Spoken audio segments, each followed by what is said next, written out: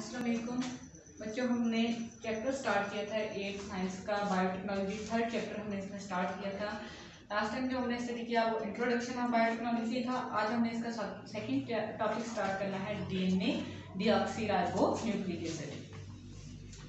बच्चों, आपने chapter number 2 जो स्टडी किया था आपके पास हेरिडिटी इन ऑर्गेनिजम्स, उसमें आपने देखा था कि जो हमारा लिविंग ऑर्गेनिज्म या कोई भी ऑर्गेनिज्म हो उसका जो बेसिक जेनेटिक मटेरियल होता है वो कौन सी चीज़ होती है, वो डीएनए होता है। ठीक है, ये जो डीएनए है आपके पास, इसको आप कहते हैं, ये शॉर्ट फॉर्म है किस चीज़ की, डीऑक्सीराइबो न्यूक्लिक एसिड की। ठीक है, इसको हम शॉर्ट फॉर्म में कहते हैं डीएनए।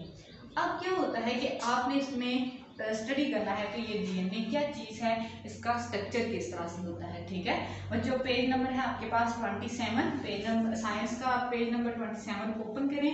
ठीक है, अब आप देखें इसमें कि स्टार्ट हो रहा है यहाँ से कि DNA is the basic genetic material in all organism. This is the material for the transfer of traits from one generation to next generation. अब यहाँ पे देखें कि डीएनए जो आपके पास है, ये मैंने आपके सामने लिखा भी है।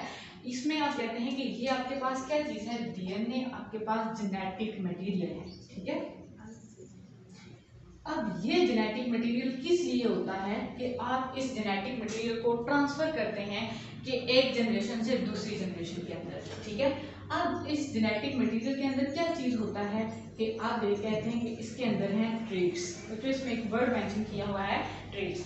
ट्रेट्स का क्या मतलब है कि इसके अंदर होते हैं कैरेक्टर्स, मतलब जो आपके पास डीएनए है उसके ऊपर स्पेशलाइज्ड किस्म के कैरेक्टर्स होते हैं। इन कैरेक्टर्स को आप एक जनरेशन से दूसरी जनरेशन के अंदर ट्रांसफर करते हैं, मतलब पेरेंट्स से उनके ऑफस्प्रिंग्स में, ऑफस्प्रिंग मतलब वालिदैन से उनके बच्चों के अंदर ट्रांसफर करवाते हैं आप। ठीक है, ये आता है आपके पास डीएनए। बच्चों, अब है आपके पास जो अगली चीज है वो है स्ट्रक्चर ऑफ डीएनए। कि ये जो आप कहते हैं कि आपका जेनेटिक मटेरियल है जिसके ऊपर ट्रेट्स होते हैं, आपके पास डीएनए है, इसका स्ट्रक्चर किस तरह से होता है। इसकी एग्जांपल आप इस तरह से लेते हैं कि अगर आप देखें, आपको अगर कहा जाता है कि आप फर्ज करें, हम कहते हैं कि आपने खानी है बिरयानी।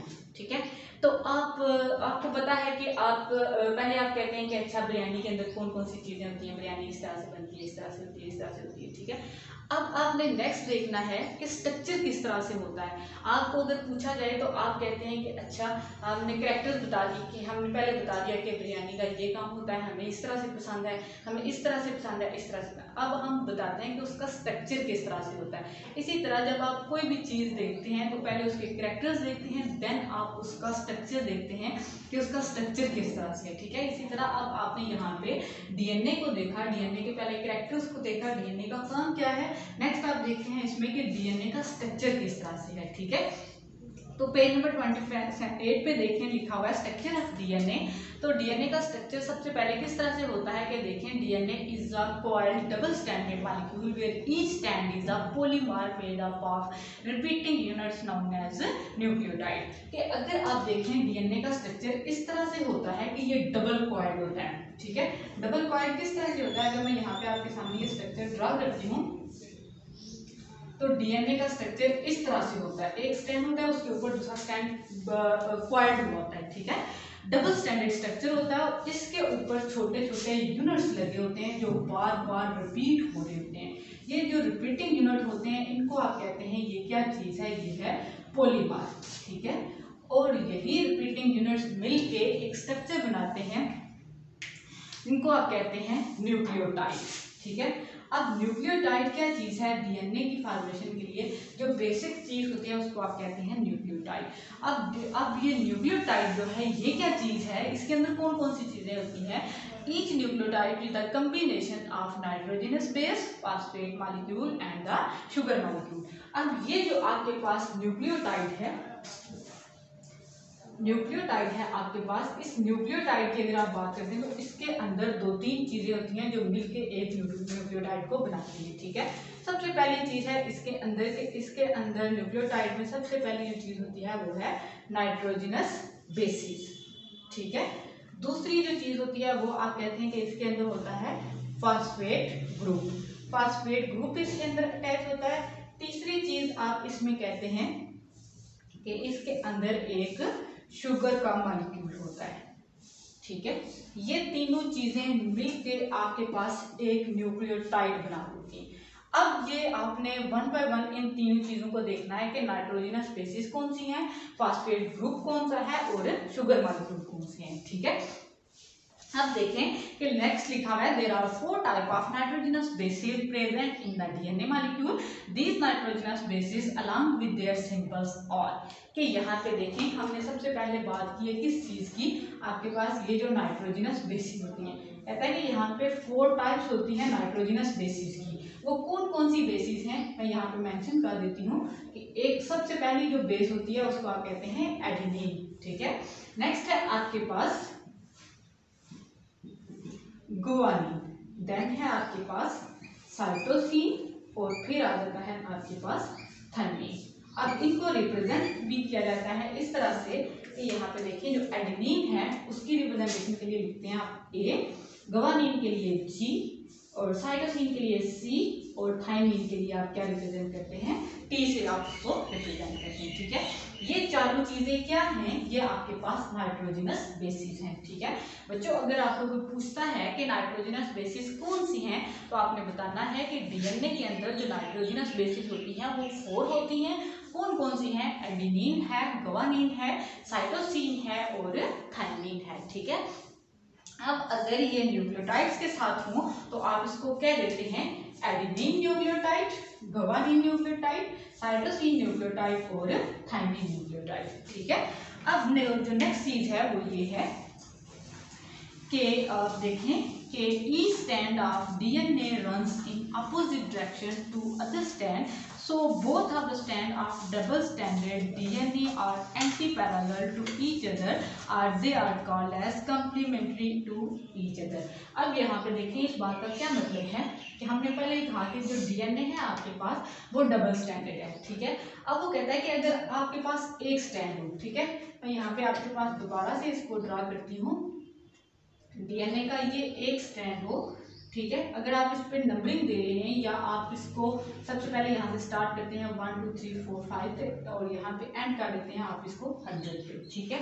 अब ये जो आपके पास दूसरा स्टैंड है यहाँ पे ये पहले स्टैंड के हमेशा अपोजिट होगा, ठीक है। अपोजिट कैसे होगा कि इसमें नंबरिंग आप क्या करेंगे नीचे से स्टार्ट करेंगे इस तरह से और इसका 100 यहाँ पे टॉप पे आएगा, समझ आ गई बात की। अब अगर आप इसको 1 2 के बजाय आप यहाँ पे एडेनिन, गुआनिन, साइटोसिन की बात करते हैं कि यहाँ पे आप एडेनिन लगा रहे हैं, यहाँ पे गुआनिन, साइटोसिन और थायमिन, तो जो दूसरा स्टैंड है उसमें यहाँ पे थायमिन हो, फिर आपके पास साइटोसिन हो, फिर गुआनिन हो, देन आपके पास कौन सी चीज आएगी एडेनिन। कि जो एक स्टैंड है उसके अपोजिट होता है दूसरा स्टैंड, ये अपोजिट होने की वजह से आप क्या कहते हैं ये क्या है एंटी पैरेलल है, एक दूसरे के मुक्त अपोजिट हैं, एक दूसरे से अलग है, ठीक है। अब क्या होता है इसकी वजह से आप इसको नाम देते हैं ये कौन सा स्टैंड है आपके पास कंप्लीमेंट्री स्टैंड, ठीक है बच्चों। इसकी वजह से आप इसको कहते हैं कि ये अपोजिट होता है दूसरे के एंटी पैरेलल होता है, इसकी वजह से आप इसको कहते हैं ये कौन सा स्टैंड है कॉम्प्लीमेंट्री स्टैंड है। तो बच्चों अभी आप चलें एक्सरसाइज पे पेज नंबर 35 और 36। सबसे पहले पेज नंबर 35 पे देखें आपके पास फिलिंग द ब्लैंक्स हैं। DNA is the material for the dash of traits from one generation to next generation. तो ये आपने पढ़ी है ब्लैंक कहाँ पे, पेज नंबर 27 की जो लास्ट लाइन है वो देखें कि the material for the transfer of trait for one generation to the next generation. के डीएनए को आप किसके लिए इस्तेमाल करते हैं, DNA is the material for the transfer. तो ब्लैंक में क्या आएगा यहाँ पे ट्रांसफर, TRANSFER, ट्रांसफर यहाँ पे आएगा इस ब्लैंक में। नेक्स्ट आप चलें अगला जो है आपके पास एमसीक्यूज हैं, सेकंड वाला एमसीक्यूज देखें।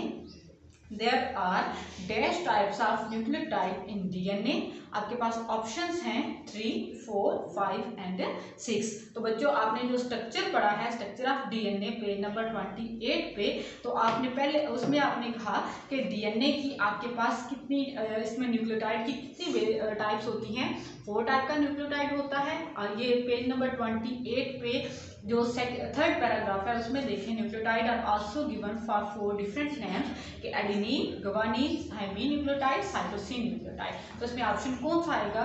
बी वाला। आप इसको बी पे टिक करें, ठीक है।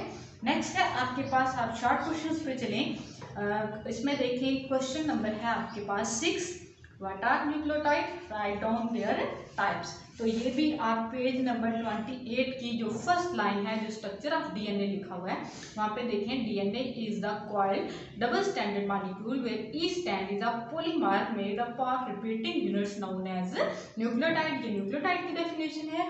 और नेक्स्ट जो थर्ड पैराग्राफ में आपके पास लिखा हुआ है, adenine nucleotide, guanine nucleotide, thymine nucleotide and cytosine nucleotide. ये आपने सिर्फ नाम यहाँ से करने हैं और आपका शॉर्ट क्वेश्चन यहाँ से हो जाएगा। पहले आपने डेफिनेशन लिखनी है, जो फर्स्ट लाइन लिखी हुई है वो डेफिनेशन है, और यहाँ से जो ये चारों नाम है ये आपने इसमें इस शॉर्ट क्वेश्चन में ऐड करने हैं, ठीक है। उसके बाद आप देखें, आपके पास इसमें से एक लॉन्ग क्वेश्चन भी बनता है। क्वेश्चन नंबर 5 में देखें, इसका फर्स्ट पार्ट है, what is DNA, describe its structure. तो पेज नंबर 27 पे देखें, इसका जो लास्ट टॉपिक है डीऑक्सीराइबोन्यूक्लिक एसिड या डीएनए।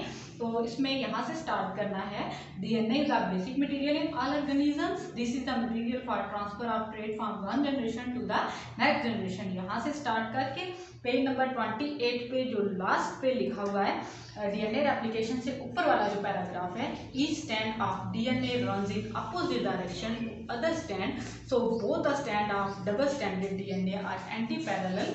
ये एंड करें आप, it is called as complementary to each other. यहाँ तक ये आपका लॉन्ग क्वेश्चन है, ठीक है बच्चों। नेक्स्ट हम देखेंगे इसमें डीएनए रेप्लिकेशन क्या चीज़ होती है। ओके, अल्लाह हाफिज़।